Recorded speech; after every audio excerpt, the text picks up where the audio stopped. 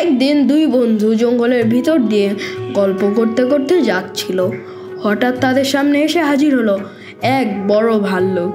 ভাল্লুককে এগিয়ে আসতে দেখে তারা বেশ ভয় পেয়ে গেল। বিপদ বুঝে এক বন্ধু ভয় পেয়ে তাড়াতাড়ি কাছাকাছি একটা বড় গাছের উপর চড়ে পড়ল। তার বন্ধু গাছে চড়তে জানতো না। এটা যেন বন্ধুর কথা না ভেবে তাকে বিপদের মুখে রেখে সে নিশ্চিন্তে আত্মরক্ষার ব্যবস্থা করে নিল।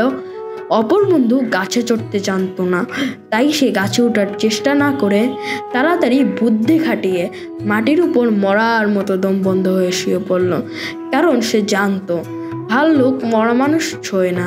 ভাল্লুক তার কাছে এসে তার নাক, কান, মুখ, বুক পরীক্ষা করে ভাবলো লোকটা মরে গেছে। তাই সে পাশের বনে ঢুকে গেল। ভাল্লুক বনের ভিতরে ঢুকে গেছে দেখে অন্য বন্ধুটি তখন গাছ থেকে হুড়হুড় করে নেমে আসলো। নেমে বন্ধুকে জিজ্ঞাসা করলো, বন্ধু, ভাল্লুক তোমার কানে কানে কি বলে গেল?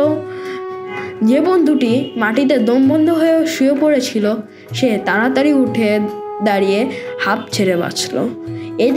এদিক ওদিক ভালো করে দেখে নিয়ে গম্ভীর হয়ে বলল, ভাল্লুক আমারে বলে গেল, যে বন্ধু বিপদের সময় বন্ধুকে বিপদে ফেলে রেখে পালায় তার সঙ্গে কখনো বন্ধুত্ব করতে নেই।